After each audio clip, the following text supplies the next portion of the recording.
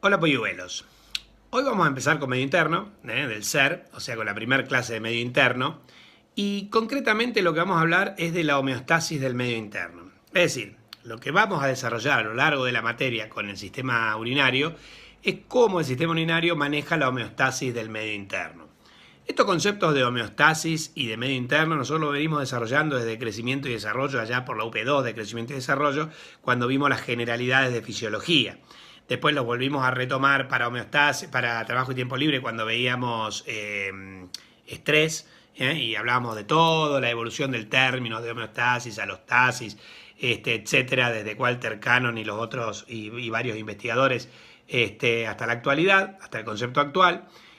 Así que nosotros venimos ya desarrollando homeostasis y medio interno.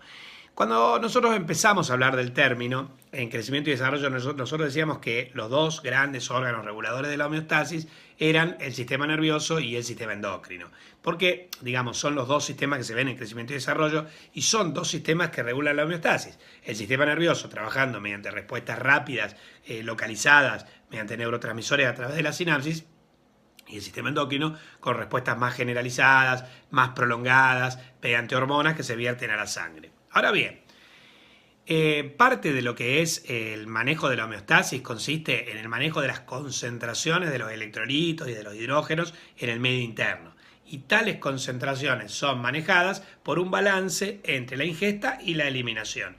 Y como la eliminación se produce digamos, en gran número de los casos por el riñón, un adecuado funcionamiento renal garantiza una homeostasis de la concentración de los hidrógenos y de los electrolitos del medio interno.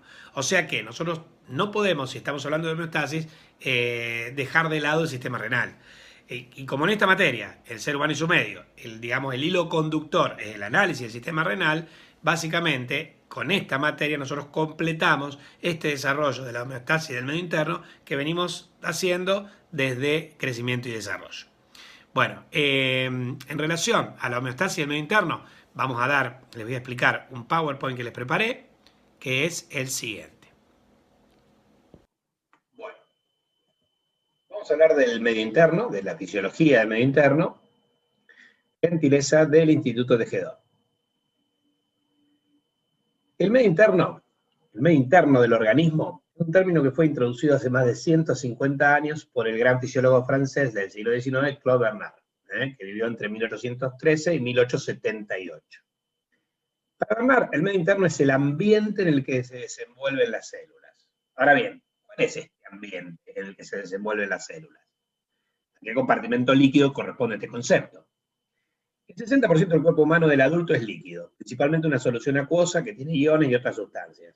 Si bien casi todo este líquido queda dentro de las células y se conoce como líquido intracelular, aproximadamente una tercera parte del líquido está en los espacios extracelulares a las células y se denomina líquido extracelular.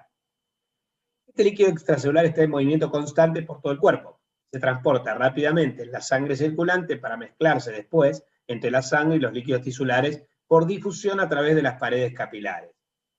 En el líquido extracelular están los iones y nutrientes que necesitan las células para mantenerse vivas, por lo que todas ellas viven esencialmente en el mismo entorno del líquido extracelular.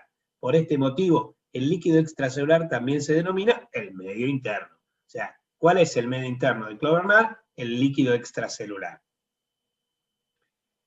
Bien, el otro concepto importante a considerar es el de homeostasis en fisiología. En 1929 el fisiólogo estadounidense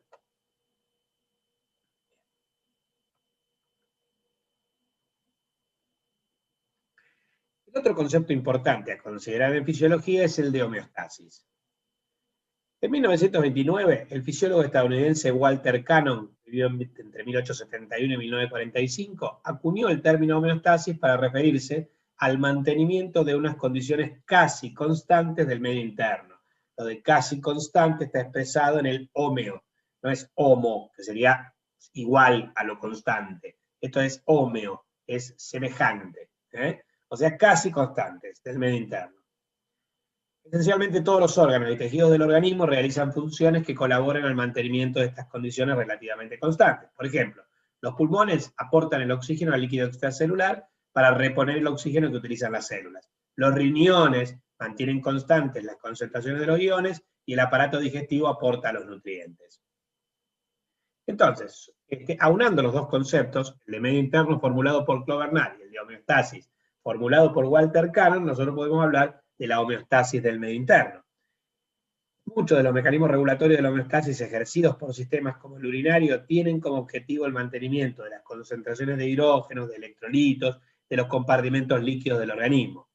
Teniendo en cuenta que la concentración de sustancias, la relación entre su masa y el volumen de agua en el que se encuentra disuelta, parte de los mecanismos homeostáticos tienden a la regulación del balance hídrico corporal. Entonces, chicos, si yo quiero mantener constante la concentración de sodio, de potasio, de calcio, de magnesio, de hidrógenos, yo puedo indistintamente controlar la excreción, por ejemplo, de estos metabolitos, o la de agua, porque como la concentración es la relación entre la masa del soluto y el volumen del solvente, si yo aumento o disminuyo la masa, voy a aumentar o disminuir la concentración. Y si yo aumento o disminuyo el volumen, voy a disminuir o aumentar la concentración. Con lo cual, regulando también el agua corporal total, de los compartimentos líquidos, yo puedo regular la concentración de los metabolitos. Y es una forma de regular la homeostasis del medio interno. Bien, vamos al balance hídrico corporal. Normalmente ingerimos 2.000 mililitros de agua entre bebidas y comidas, pero también producimos entre 400 y 500 mililitros de agua en el metabolismo, lo que se conoce como el agua endógena o agua metabólica. Estos son más o menos 2.500 mililitros de agua totales. Pero perdemos por piel en forma insensible, no el sudor, sino la perspiración imperceptible, unos 400 mililitros. Por el pulmón perdemos también unos 400. Esto es cuando, y recuerden en trabajo y tiempo libre, vos cuando inspirás un aire que tiene una presión de oxígeno de 3 milímetros, una presión de vapor de agua de 3 milímetros de mercurio. Pero cuando expirás, la presión del vapor de agua es de 47 milímetros de mercurio. ¿Qué significa? Que gracias a las funciones de humidificación del aire, que es una de las funciones de acondicionamiento del aire por las vías aéreas, se le incorpora agua. Y ese agua concretamente sale del organismo. Entonces, con cada expiración, nosotros estamos eliminando agua. A lo largo del día, eliminamos unos 400 mililitros diarios. El sudor elimina 100 mililitros de agua por día si no estás transpirando, porque no estás, por ejemplo, haciendo ejercicio, no hace calor, si no estás termorregulando, lo normal. Por orina unos 1.500, por ese 100, por orina 1.500, sumado todo me da 2.500. Lo importante es que el balance hídrico corporal por día sea el mismo. Si ingerís 2.500, tenés que eliminar 2.500, porque si ingerís más que 2.500, o si ingerís más que lo que eliminás, te vas a sobrehidratar. Y si ingerís menos que lo que eliminás, te vas a deshidratar. Con lo cual, el balance hídrico está garantizado cuando las pérdidas diarias igualen a los ingresos. Cuando ingresos y egresos estén igualados. Bien, entonces, vos ingerís 2.000 mililitros por el aparato digestivo, el metabolismo te aporta 500, en total vos vas a tener 2.500 que se van a disponer en un individuo. Por ejemplo, ahora lo vamos a ver la distribución, que pesa 70 kilogramos, un adulto de 70 kilogramos con un 60% del cuerpo, como agua corporal total, tiene más o menos 42 litros de agua. Entonces, todos los días no es que ingerís 42, ya tenías 42. Para evitar que aumente o que disminuya el ingreso, y el egreso tiene que ser igual. Entonces voy a ingresar a 2.500, se van a distribuir 2/3 en el líquido intracelular, 28 litros de los 42 litros, y 1/3 en el líquido extracelular, lo que sería el medio interno. Lo que voy a ingerir por la vía digestiva, ¿sí? Bebidas y comidas, van al LEC. Lo que producen las células por el metabolismo van directo al LIC. Bueno, y se distribuyen 2/3 en el LIC y 1/3 en el LEC. Bien, pero después, desde el LEC, se va a ir perdiendo. 400 mililitros por pulmón, 400 mililitros por piel, que son las pérdidas insensibles, 100 mililitros por sudor, 100 mililitros por heces y 1.500 por orina. Las pérdidas igualan los ingresos, el individuo se mantiene con sus 42 litros. Bueno, el agua corporal total entonces representa distintos porcentajes del cuerpo de acuerdo a la edad y de acuerdo al sexo. Por ejemplo, de 6 meses a un año representa el 60% del peso corporal con un rango que va de 57 a 64. Hasta los 12 años se mantiene igual, ¿sí? Con un rango mayor, puede llegar hasta 75% del agua corporal total en un niño. Después disminuye. Entre los 12 y los 18 años, 59 en los varones, 56 en las mujeres. Entre los 19 con un rango que va hasta 52 a 66, 49 a 63.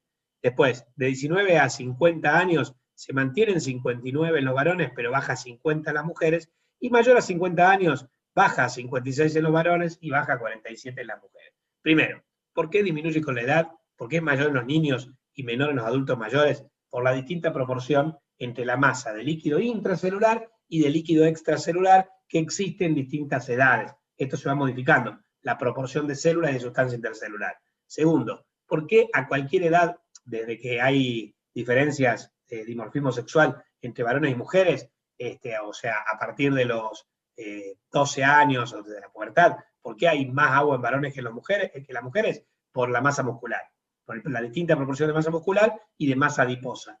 Los varones tienen mayor proporción de masa muscular y las mujeres tienen mayor proporción de masa adiposa. Como el tejido adiposo es un tejido poco irrigado, relativamente poco irrigado, las mujeres tienen menos agua corporal total que los varones.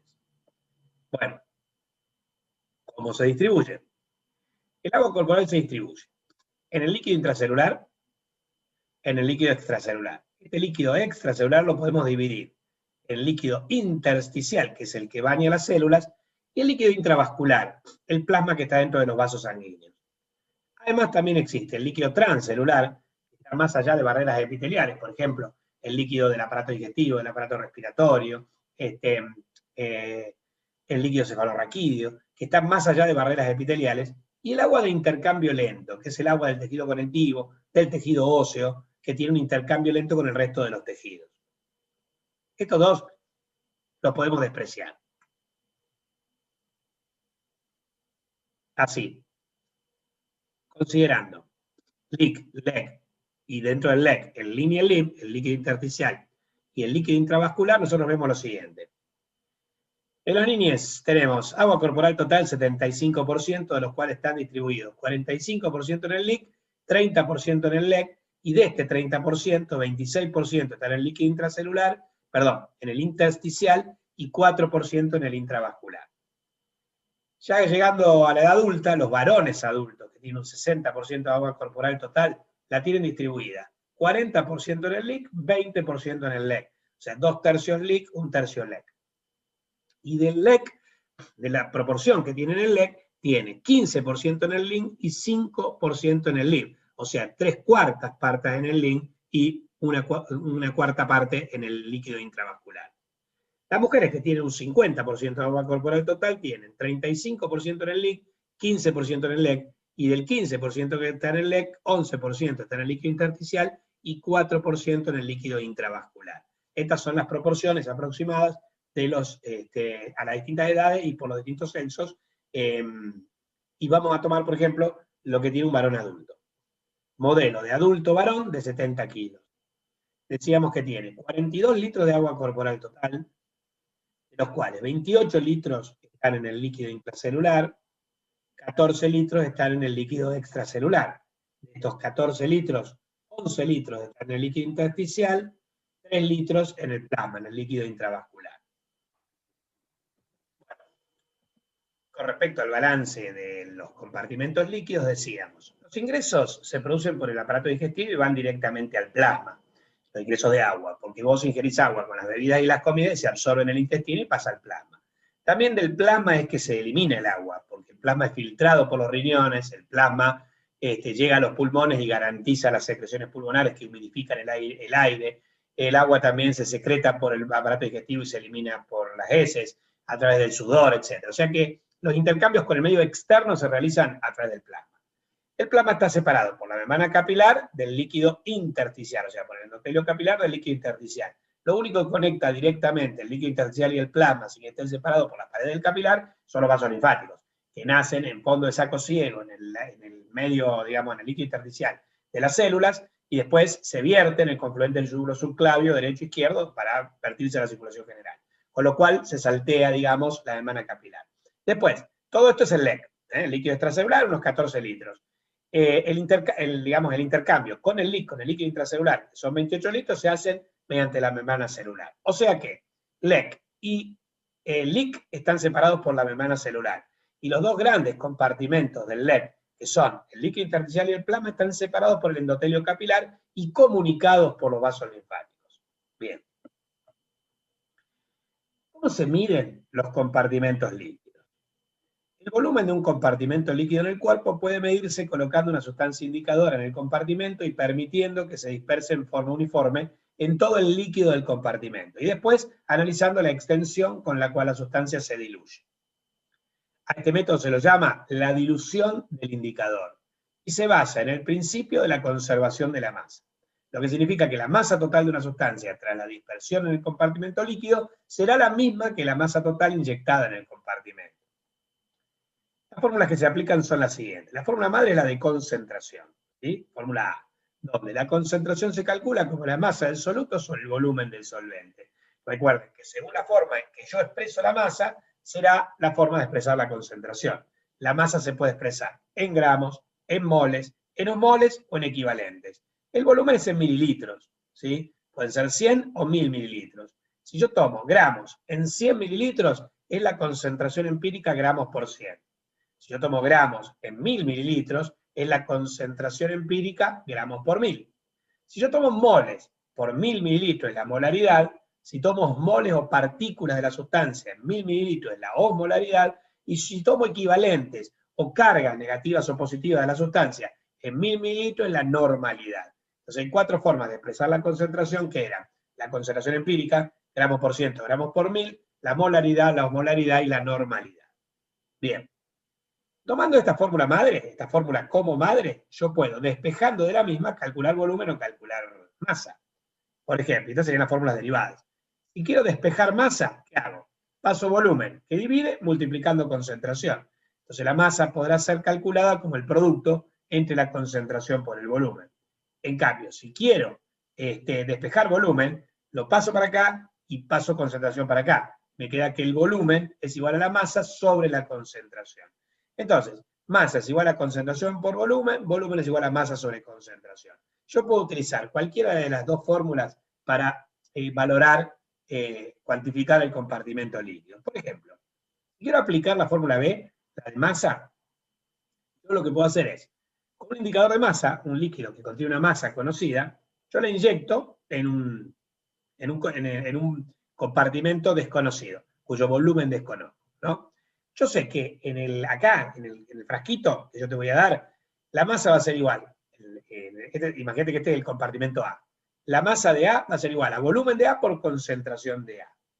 Mientras que aquí, en el compartimento que yo quiero medir, la masa de B va a ser igual al volumen de B por la concentración de B. Estoy aplicando la segunda fórmula, masa igual concentración por volumen. En mi frasco indicador yo conozco las tres cosas. Conozco volumen, conozco concentración y conozco masa. Sé qué volumen tengo en esta jeringa, qué masa de soluto hay en este volumen y cuál es la concentración. Acá yo no conozco el volumen, pero si yo te inyecto este volumen y te inyecto esta masa, yo voy a saber cuál es la masa y la concentración en este volumen. La masa porque yo te la inyecté, la concentración porque la puedo medir, y a partir de eso te puedo medir el volumen. ¿Cómo? Bien. Entonces, si la masa de A, la masa que yo tenía en la jeringa, va a ser igual a la masa de B, suponete, yo te inyecto una sustancia que vos no tenías en el cuerpo, yo te inyecto 10 gramos, yo sé que en tu cuerpo va a haber 10 gramos, masa de A igual a masa de B, la concentración de A por el volumen de A va a ser igual a la concentración de B por el volumen de B. ¿Por qué? Porque masa es igual a concentración por volumen. Masa es igual a concentración por volumen. Entonces, si masa de A es igual a masa de B, concentración de A por volumen de A va a ser igual a concentración de B por volumen de B. Ahora bien, despejando para volumen, o sea, ¿cuál es mi desconocido? Volumen de B. Yo es lo que quiero medir. La concentración de A la conozco, el volumen de A lo conozco y la concentración de B la conozco, la puedo medir. Yo te inyecté 10 miligramos y con tiras reactivas, mecanismos para medir la concentración, te mido la concentración plasmática de esta sustancia. Entonces, ¿qué me falta? El volumen. Bueno, despejo. Paso concentración para acá, dividiendo, está multiplicando, la paso dividiendo, me queda que el volumen de B va a ser igual a concentración de A por volumen de A dividido concentración de B. ¿Está? O sea que, si yo de estos 4 elementos tengo 3, calculo el cuarto despejando. ¿Sí? Repito, si la masa de A es igual a la masa de B, concentración de A por volumen de A va a ser igual a la concentración de B por volumen de B. Yo tengo como desconocido volumen de B, despejo la concentración de B, la paso para allá. Entonces, me queda que el volumen de B va a ser igual a concentración de A por volumen de A dividido concentración de B. Bien, es un método muy comprensible, directo, pero no se usa. No es el método que utilizamos para el cuerpo. Utilizamos la fórmula B, la fórmula C, no la fórmula B. La fórmula en la cual el volumen es igual a masa sobre concentración. Bueno, ¿cómo aplicamos la fórmula C? Tenés que inyectar una masa conocida de una sustancia X, un indicador, cuya cinética de distribución, o sea, qué membranas atraviesa, vos conocés a priori. Esperás que se distribuya, hay una fase de dilución inicial, medís la concentración plasmática, tomás 3, 4 muestras separadas por 15 minutos cada una, y calculás volumen de distribución de X como masa de X administrada dividido concentración de X en plasma. ¿Sí? O sea, te inyecto una masa, espero que se distribuya. Te tomo muestra de sangre y mido la concentración plasmática y después simplemente hago el volumen, la masa que te administré, que yo la conozco a priori, dividido la concentración plasmática que te la acabo de medir. Eso me va a dar el volumen de distribución. Concretamente lo que me da es un valor en mililitros. ¿Cómo sé a qué compartimento corresponde? Tengo que conocer la cinética de distribución de la sustancia. Si es una sustancia que atraviesa tanto el endotelio capilar como la membrana plasmática, esta sustancia se me va a distribuir a lo largo de todo el agua corporal total. Si solo atraviesa el endotelio pero no atraviesa la membrana plasmática, se me va a distribuir en el LEC. Y si no atraviesa ni siquiera el endotelio, se me va a distribuir en el LIV, en el compartimento intravascular. Entonces, estos mililitros que me dé el resultado de esta fórmula serán, según la cinética de distribución de la sustancia, el compartimento que voy a medir. Entonces, por ejemplo, bueno, primero, las características del indicador. Este método puede usarse para medir el volumen de casi cualquier compartimento del cuerpo mientras el indicador se dispersa en forma uniforme por todo el compartimento. El indicador se disperse solo en el compartimento que vas a medir. El indicador no se metabolice ni se excrete. Ni se sintetiza en el cuerpo, ni se degrada en el cuerpo, ni se excrete. Permanezca en el compartimento.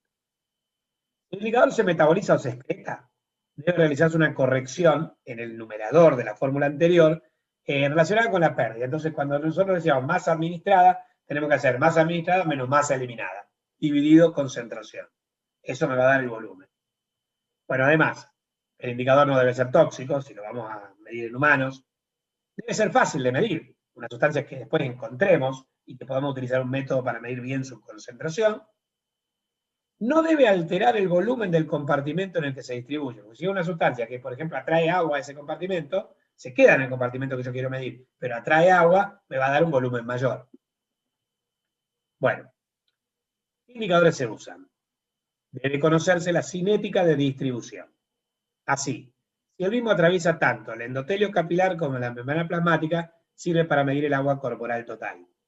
Si el mismo atraviesa endotelio, pero no membrana plasmática, mide el EC. Y si no atraviesa endotelio ni membrana plasmática, mide el LIV.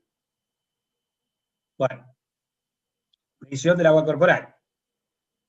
Si yo quiero medir el agua corporal total, uso un indicador que atraviese tanto el endotelio como la membrana plasmática. Se me distribuye en todo el cuerpo. Para medir el agua corporal total puede usar el agua radiactiva o tritiada o el agua pesada, deuterada. El tritio y el deuterio son isótopos del hidrógeno. El agua normal tiene el hidrógeno que tiene un neutrón. El agua pesada o deuterada tiene hidrógeno con 2 neutrones. Y el agua tritiada o agua radiactiva tiene hidrógeno con 3 neutrones. El cuerpo no reconoce agua pesada de agua radiactiva. Se distribuye igual que el agua, ¿sí? Pero yo puedo medir la radiación. Estas formas de agua se mezclan con el agua corporal total a las pocas horas de inyectarse dentro de la sangre. Otra sustancia que se ha usado para medir el agua corporal total es la antipirina, que es muy liposoluble. Entonces puede atravesar rápidamente las membranas celulares y distribuirse uniformemente a través de los compartimentos intra y extracelular. Con eso mido el agua corporal total. ¿Cómo mido el LEC? Con sustancias que atraviesan el endotelio, pero no membrana plasmática. ¿Cuáles pueden ser? La inulina no es insulina. La inulina es un fructosano, un polisacárido que está hecho de fructosas unidas por enlaces beta 2,1. Después, la rafinosa, que es otro polisacárido, el sodio radiactivo, el cloro radiactivo, el iotalamato radiactivo, el ion tiosulfato. Todas estas sustancias se pueden usar, pero fundamentalmente usamos inulina.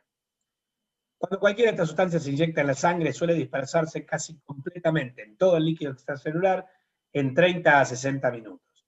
Pero algunas de estas sustancias, como el sodio radioactivo, pueden difundir al interior de las células en mínimas cantidades. O sea que no me va a dar exactamente el volumen. Finalmente, si quiero medir el LIB, el plasma, ¿qué hago? Para medir el volumen de plasma debe usarse una sustancia que no atraviese fácilmente las membranas capilares, sino que permanezca en el sistema vascular tras su inyección. Una de las sustancias más usadas para medir el volumen del plasma es la albúmina sérica marcada con yodo radioactivo, con yodo 125. O con yodo 131, creo que usamos acá.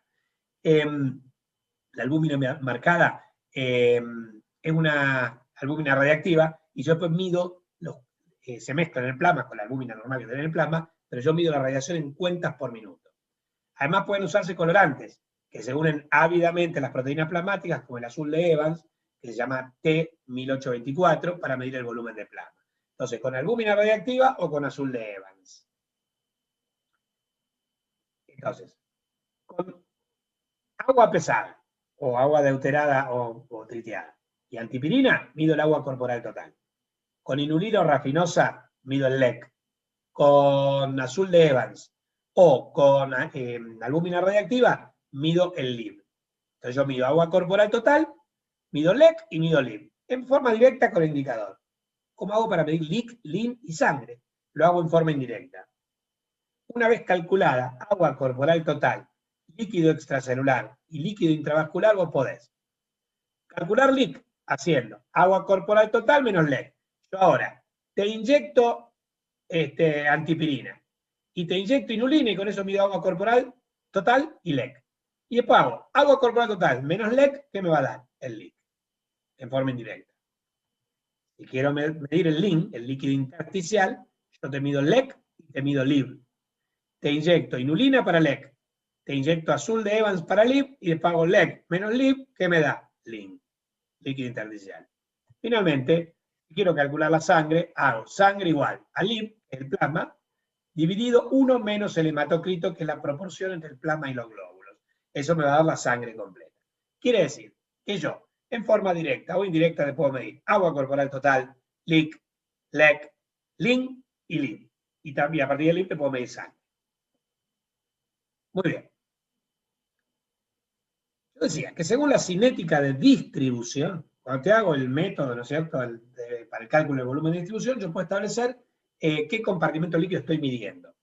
Ahora, también tenés que conocer la cinética de excreción de la sustancia, porque según la velocidad de excreción de la sustancia se usan un método que es de inyección única para sustancias con velocidad de excreción renal lenta, como el azul de Evans, un método de infusión continua para sustancias con velocidad de excreción renal rápida, como la inulina. ¿Está? Entonces, de acuerdo a la cinética de distribución, yo interpreto el resultado como perteneciente al agua corporal total, al LEC o al LIB. Ahora, según la cinética de eliminación, voy a usar para inyectarte la sustancia un método de inyección única o un método de infusión continua. El método de inyección única se inyecta una dosis única de una cantidad conocida de un indicador X.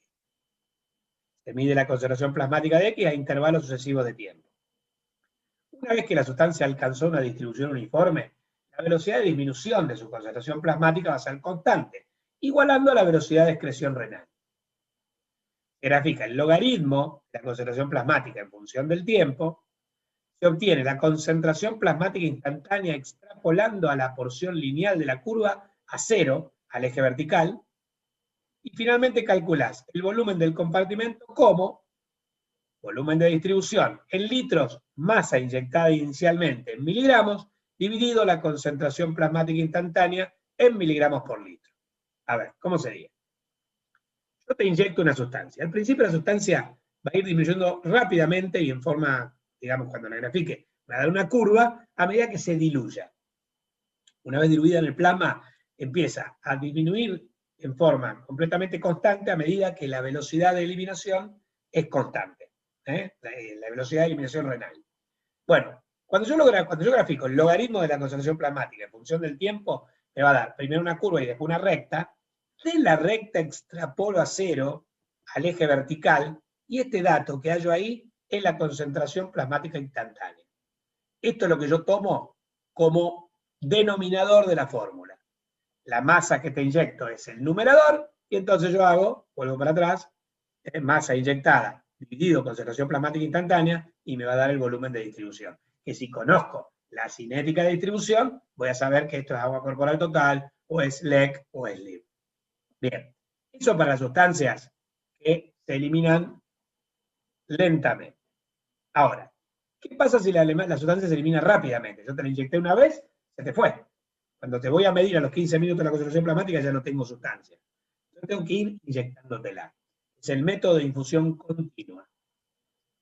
Vos primero inyectás una dosis inicial de sustancia X para aumentar su concentración plasmática, y después, con una bomba de inyección, continúas infundiendo a una velocidad que iguale la velocidad de excreción renal. Después de un tiempo suficiente para equilibrar, se mide la concentración plasmática, y cuando vos llegás a una concentración plasmática constante, en 2 o 3 mediciones no varió, se detiene la infusión, se deja eliminar la sustancia, se recoge la orina hasta que la sustancia X haya sido excretada totalmente. La cantidad de sustancia X en orina representa la masa de la sustancia administrada. En lugar de medir qué te administro, lo recojo en orina. Todo lo que encuentre en orina es lo que yo te administré. Finalmente, calculo el volumen del compartimento como volumen de distribución en litros, como masa de sustancia eliminada por orina en miligramos, que es igual a la que te administré, dividido concentración plasmática constante en miligramos sobre litro. Bien, ¿cómo sería esto? Esto es así. Yo inyecto la sustancia con una bomba y la voy ajustando la bomba hasta que en 3 o 4 mediciones la sustancia en plasma sea la misma. ¿Qué significa? Te la estoy administrando a la misma velocidad a la que se está eliminando. Entonces la concentración plasmática queda constante. Una vez que yo establezco cuál es la concentración plasmática, o sea, cuál es la velocidad de eliminación, te dejo de administrar. En el punto en que se detiene la infusión, se empieza a eliminar. Y como yo no te estoy metiendo de nuevo la sustancia, va a llegar un punto en que la sustancia en sangre cae a 0, porque se eliminó toda. En este punto, cuando la sustancia cayó a 0, yo lo que hago es recogerte la orina, ¿sí? Y fijarme cuánta sustancia tenés en la orina. Una vez que dispongo de la sustancia que tenés en orina, hago masa de sustancia eliminada en orina dividido concentración plasmática constante, y así te mido el volumen del compartimento. Bueno, bibliografía: Behan Taylor, el Hussey, Behan Taylor en el capítulo 25, el Hussey en el capítulo 39, el Gannon, el Aranalde, que dan de fisiología renal, tiene un capítulo dedicado a medio interno, el Strassinger, donde te habla del análisis de la orina de los líquidos corporales. Muy bien, entonces, queridos, lo que vimos hoy es una introducción al medio interno y un análisis de los compartimentos líquidos del cuerpo. Concretamente lo que nosotros tenemos que entender es lo siguiente. La materia es el ser humano y su medio. Entonces, el ser humano tiene un medio interno y está vinculado con el medio externo, ¿sí? Nosotros vivimos en un medio que puede alterar la homeostasis de nuestro medio interno. Para que nosotros vivamos, para que la vida esté garantizada, el medio interno tiene que estar en homeostasis. Los parámetros del medio interno tienen que oscilar poco, ¿sí? No es que no deben oscilar, pero tienen que oscilar poco, entre un límite mínimo y un límite máximo de lo que se conoce como la placa homeostática. Sin embargo, estos mismos parámetros en el medio externo oscilan mucho. Pensemos en la temperatura. En el cuerpo la temperatura corporal oscila, vamos a poner entre 35,5 y 36,5 o 37, ¿sí? Dentro de los parámetros de normalidad. Temperatura corporal. Pero vos podés estar en un ambiente de 40 grados y que el cuerpo esté a 37. O podés estar en un ambiente a 0 grados y que el cuerpo esté a 36 o 37. O sea, lo que te quiero decir es, a pesar de que los parámetros del medio externo oscilen mucho, los parámetros del medio interno se mantienen relativamente constantes gracias a los mecanismos de homeostasis. Todo esto vamos a desarrollar en las UPEs 1 y 2. Esta fue la primera clase de medio interno. En la segunda clase les voy a explicar algunos de los aspectos que tienen que ver con las propiedades del medio interno, tales como la ley de la electroneutralidad, el principio de la isomolaridad y el equilibrio de Gibbs-Donner. Todas situaciones o condiciones que deben estar garantizadas para que la homeostasis del medio interno así lo esté. Bueno, nos vemos en la próxima clase y sigan cuidándose, polluelos.